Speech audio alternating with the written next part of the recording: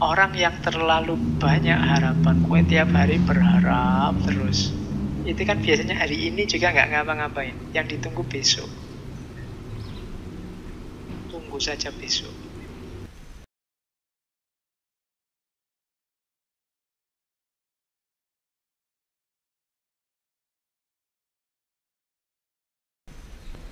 Assalamualaikum warahmatullahi wabarakatuh.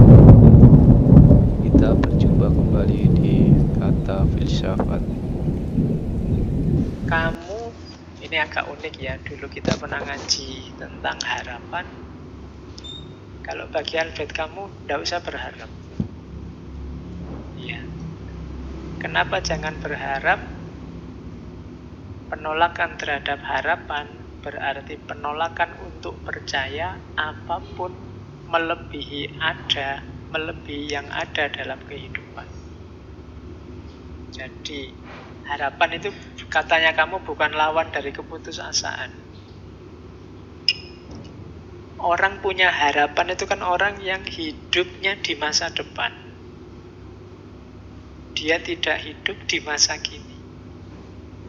Itu cara melihatnya beda lagi sama kemarin-kemarin. Tapi perlu dipertimbangkan. Jadi orang yang terlalu banyak harapan, kue tiap hari berharap terus, itu kan biasanya hari ini juga nggak ngapa-ngapain. Yang ditunggu besok. Tunggu saja besok. Tunggu saja besok. Kan bisa gitu. Saya baru saja bikin tulisan tentang gerakan Imam Mahdi mileniarisme itu. Masyarakat itu kalau sudah terpojok, tertindas, tidak punya solusi apa-apa, tidak punya jalan keluar apa-apa, biasanya stuck terus menyerah. Dan yang dimunculkan ideologi harapan yang namanya Imam Mahdi mileniarisme itu.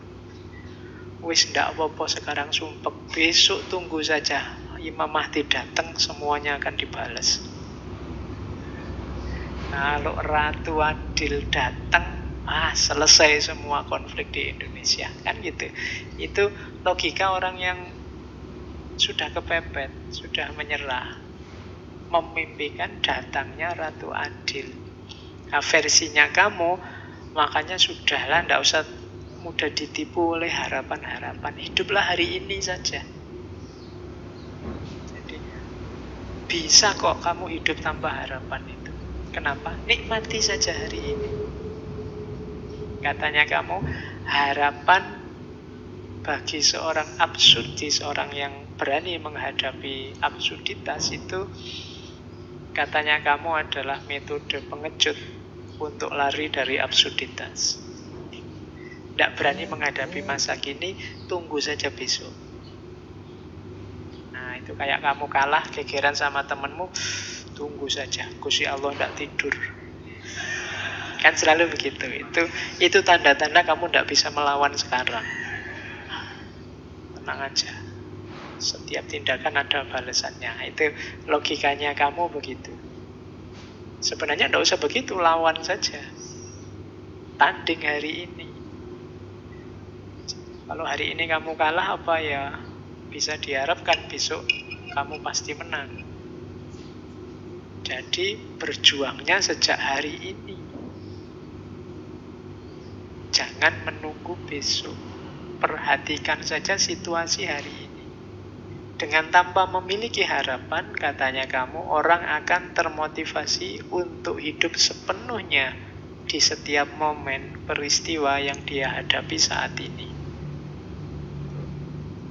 Itu uniknya filsafat ya. Berpikir itu bisa dari banyak segi. Kamu mau nyari wajibnya orang punya harapan dengan haramnya orang punya harapan, itu sama-sama ada argumennya. Makanya tadi saya bilang, tinggal cocokkan saja sama situasi hidupmu. Enaknya kamu punya harapan atau tidak yang kondusif sehingga nantinya melahirkan banyak kebaikan dari dirimu. Ya kamu sendiri nanti yang merancang. Kira-kira kamu perlu harapan apa enggak? Yang mungkin hidupnya penuh kegagalan, ya mungkin kamu butuh harapan biar enggak milih pilihan pertama tadi, bunuh diri. sumpek, apa-apa gagal itu tidak apa-apa, mungkinnya punya harapan. Tapi yang sedang mengawali perjuangan, menurut saya tanding saja hari ini. Tidak harus ditipu oleh harapan-harapan. Itu kamu melihat yang nomor 2 ini. Terlalu banyak harapan membuat orang tidak fight. Jadi tidak mau turun ke gelanggang. Nah itu kalimatnya kamu. He who despairs of human condition is a coward. But he who has hope for it is a fool.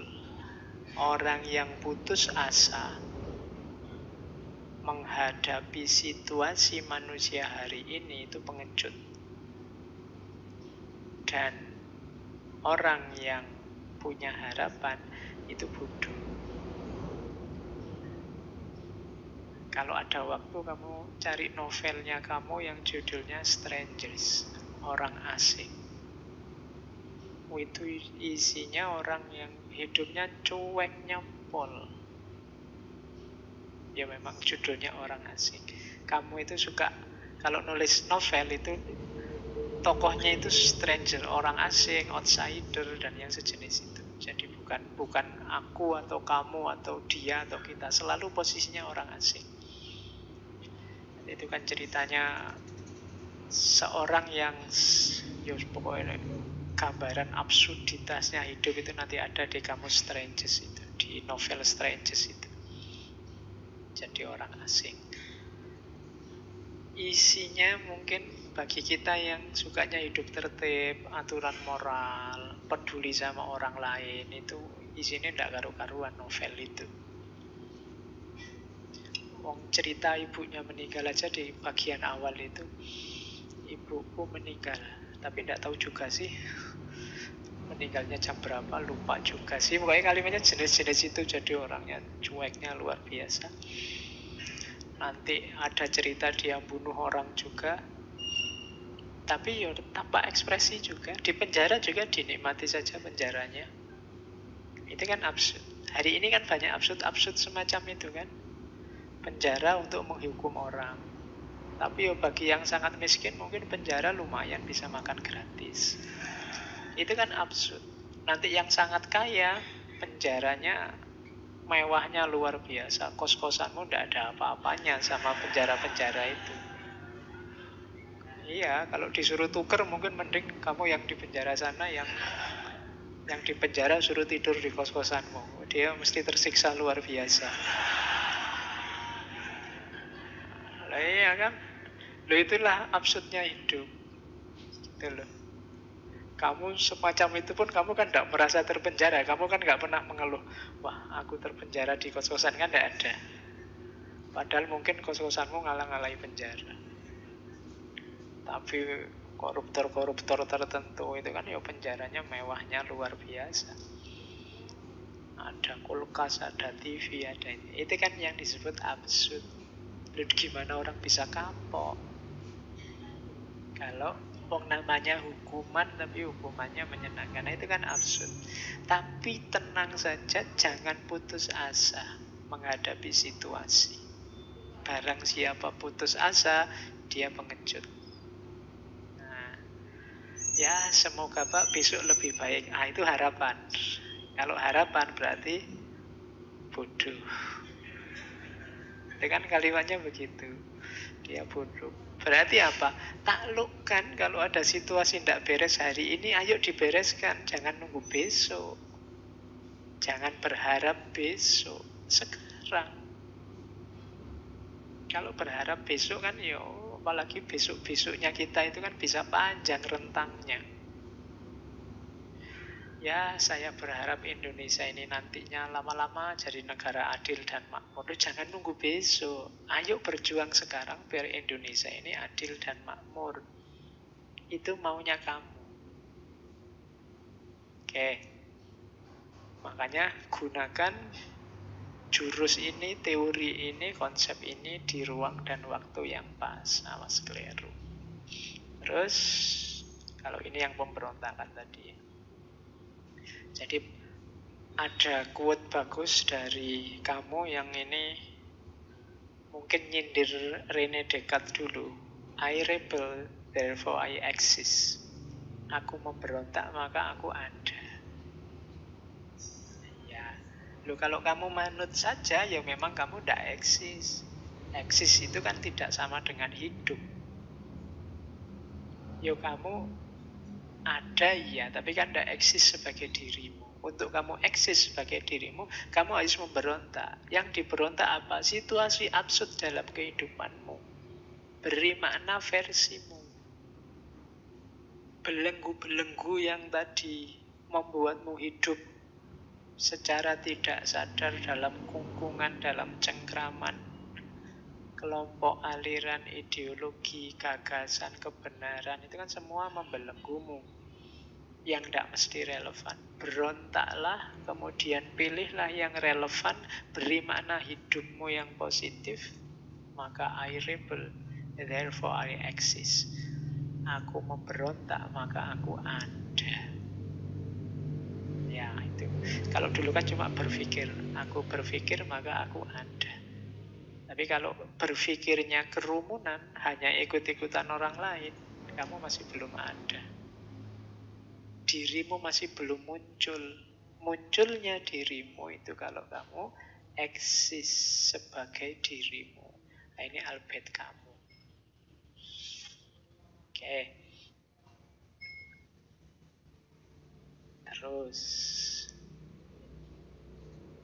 Nah, pertanyaan besarnya kan terus ada di sini. Tentang moralitas. Tapi kan kita hidup ini butuh akhlak, Pak. Butuh moralitas, Pak. Biar tertib. Ya. Orang absurd itu bukan orang yang anti moral. Bukan orang yang immoral. Tapi kalau dalam istilahnya kamu, dia lebih ke amoral. Ini susah ya membedakan. Amoral itu tindakan yang netral, tidak ada hubungannya sama moral. Kalau immoral itu tindakan yang berlawanan dengan moral. Saya minum itu mungkin amoral, tidak ada hubungannya dengan moral. Wong haus ya minum biasa aja.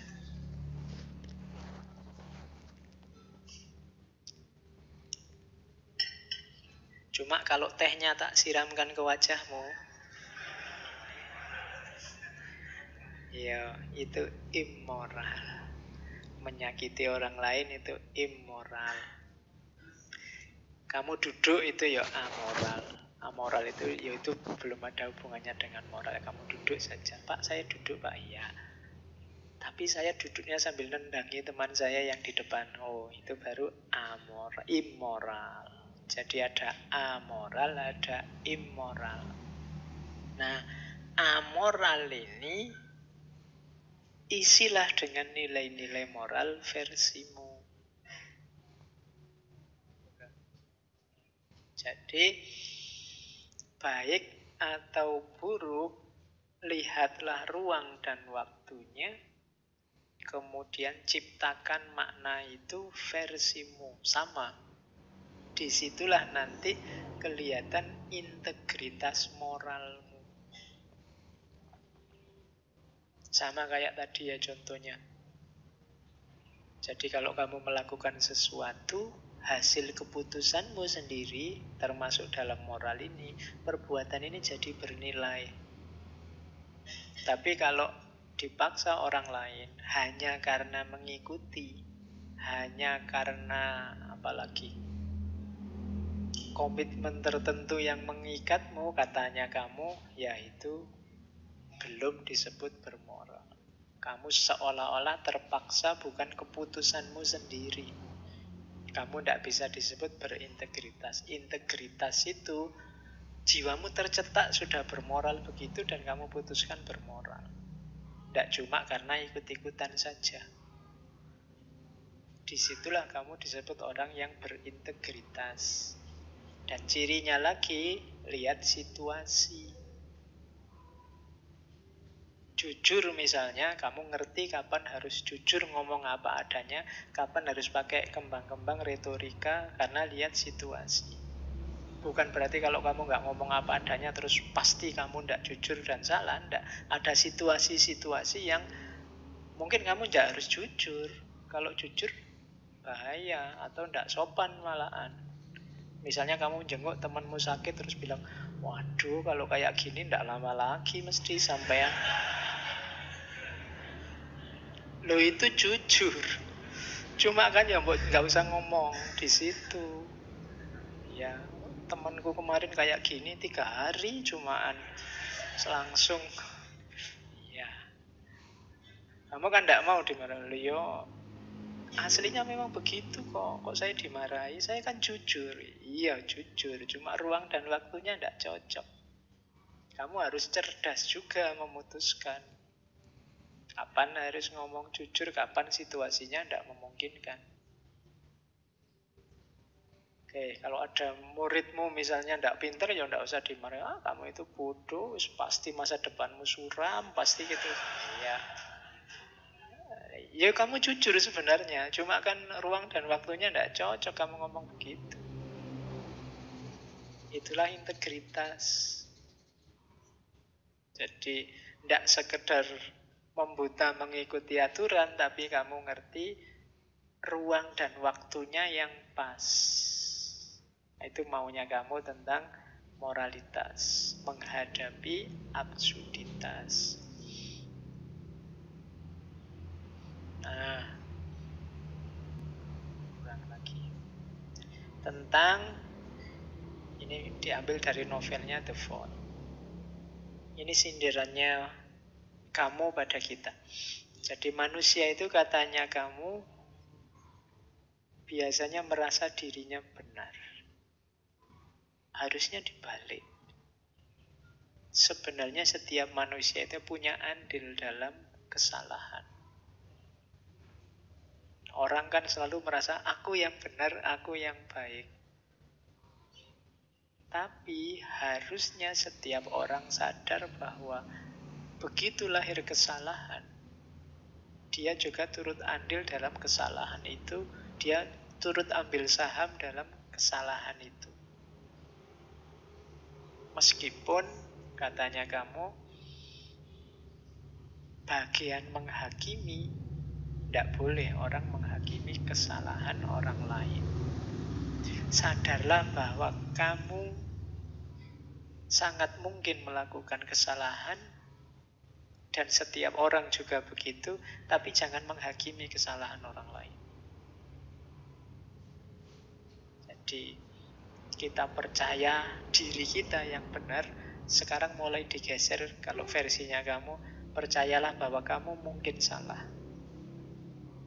Itu efeknya luar biasa. Hari ini kan kita kadang-kadang agak sumpek lihat orang yang mengklaim bahwa aku yang paling benar, aku yang paling baik. Lebih kondusif katanya kamu, sadarilah bahwa aku mungkin salah, aku mungkin keliru. Itu akan lebih baik. Meskipun jangan menunjuk ke orang lain. Aku ya, bukan kamu. Biasanya kan kita kebalik. Jangan ngomong gitu, kamu mungkin juga salah. Kan selalu ke orang lain. Kebalik. Jangan terlalu percaya padaku, aku ya mungkin salah. Jadi pada diri sendiri. Itu teorinya tentang guilt and innocence. Manusia itu biasanya kecenderungannya ngakui bahwa aku yang benar. Yang ini nanti dalam banyak kasus sering jadi sumber masalah. Karena aku merasa aku benar, terus kamu juga merasa kamu benar, itu kalau yang dipercaya sama ternyata isinya beda, yang terjadi kan konflik. Beda dengan mentalnya dibalik. Aku mungkin salah. Kamu juga merasa aku juga mungkin salah. Oke, dalam pergaulan kan lebih kondusif. Aku yang salah. Oh enggak, aku yang salah. Aku yang salah. Gegeran. Gegeran lagi ya akhirnya. Ya hidup ini memang absurd ya.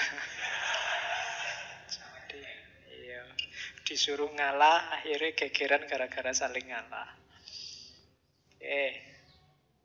Nah, Katanya kamu ini, we are all exceptional case.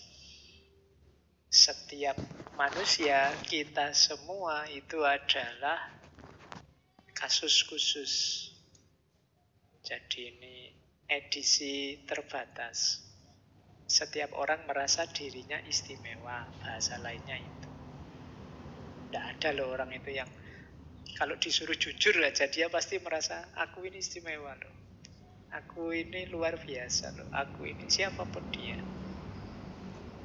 We all want to appeal against something.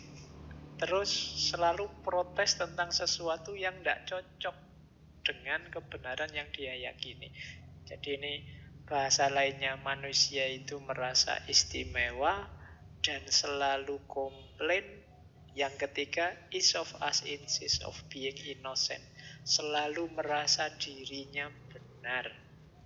Bahkan demi 3 hal ini kadang-kadang yang disalahkan bisa manusia seluruhnya atau surga dan Tuhan. Dalam rangka apa? Menunjukkan bahwa aku ini khusus, aku ini harus dibela, aku ini bersih. Orang biasanya itu yang dia rasakan. Jarang orang merasa saya ini biasa-biasa aja Bapak. Itu biasanya basa-basi kalau ada orang ngomong gitu. Kamu ingin dianggap istimewa dengan bilang saya biasa-biasa saja.